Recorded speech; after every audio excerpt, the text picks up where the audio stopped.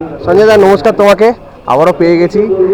যেহেতু ডুরান চলছে অনেকদিন পর, আবার কিন্তু ডুরান নিয়ে ফুটবল প্রেমীদের মনের মধ্যে একটা উৎসাহ জেগেছে। তো এই বছরের ডুরান নিয়ে তুমি কোন দলকে এগিয়ে রাখছো তোমার নির্বিচারে, একটু যদি বলতে। দেখো, এখন যা টিম দেখলাম, কালকে দেখলাম, এখন তো তুমি বড় টিম বলতে east Bengal, Mohun Bagan, north east এবং উড়িষ্যা আছে।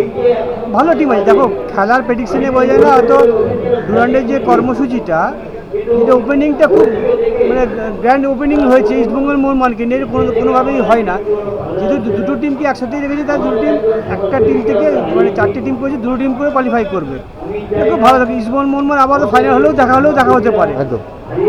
এখন এই বছরে 4 দিন ইস্টবেঙ্গল, 4 দিন মোহনবাগান প্র্যাকটিস করার পর চারটে যারা কোচেরা হাবাস আর এবং ইস্টবেঙ্গল মোহনবাগানের কোচ এসছে, তারা টিমটাকে সেভাবে গুছাতে পারেনি।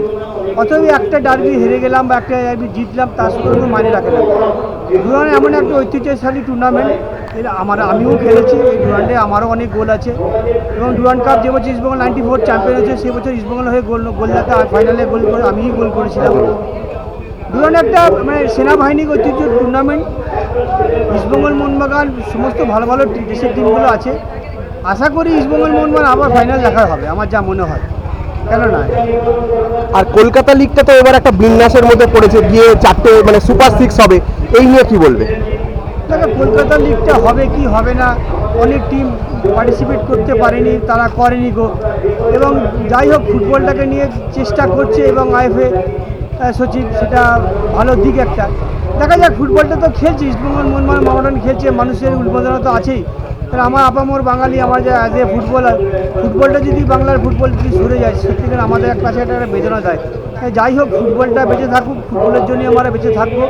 এবং ডুরান্ড হোক, কলকাতা লিগ ঐতিহ্যশালী লিগ, সেটাই হোক। এবং মানুষ একটা জিনিস আমার ভাবতে হবে যে বাংলার ফুটবল এখনও যারা বলছে শেষ হবে, তার শেষ হয়ে যায়নি।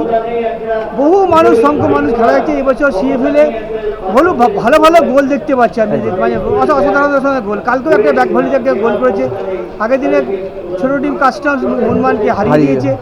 হতেই পারে, আপ অ্যান্ড ডাউন, এটা বলা যায় না। তবে ইস্টবেঙ্গল মোহনবাগান কলকাতা লিগে খেলছে, এটাই হচ্ছে সবচেয়ে ভালো। কেননা এরা যদি তিনটে ক্লাব যদি না খেলে, তাহলে লিগের জৌলসটা কমে যাবে। তুমি ভারতীয় দলে খেলেছো, তার একটা তোমার মধ্যে সেই ভারতীয় দলের উদ্বোধনতা রয়েছে। এবং আমরা জানতে পেরেছি যে অক্টোবর মাসে ব্রাজিলের দল আসছে, বিশ্বকাপ, সদ্য বিশ্বকাপ শেষ হয়েছে।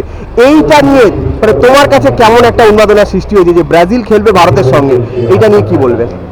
দেখো, এইটা একটা অভিনব, মানে আমরা স্বপ্ন দেখছি। আমরা ব্রাজিলের ফুল টিম দেশে আসছে এবং আমাদের ইন্ডিয়া গভর্নমেন্ট যেটা নিয়ে আসছে, এই চাইতে ভালো ফুটবলের থেকে দিশা কিছু হতে পারে না। আবার কোথায়? কলকাতায় হবে এবং ফুটবলের মক্কায়, এবং আমাদের দেশ সেখানে খেলবে, দেশের প্লেয়াররা খেলবে, যে গর্বের কিছু ব্যাপার নেই। যাই হোক না কেন, ব্রাজিল টিম আসছে। আমরা সারা বছর আমরা ব্রাজিল বা আর্জেন্টিনাকে সাপোর্ট করি। সেই ব্রাজিল ফুটবল আমাদের দেশ, আমাদের সরকার নিয়ে আসছে। এর চেয়ে আনন্দের কিছু হতে পারে না। ভালো একটা ম্যাচ হবে, উপভোগ্য ম্যাচ হবে। আর মানুষটা মনে হয় যুব ভারতীয় ক্রীড়াঙ্গন পুরো ছাপিয়ে যাবে, টিকিটের হাহাকার, জানি না কী হবে। তবে সব কিছু মিলেমিশেই ফুটবলের জয় হবে। Thank you.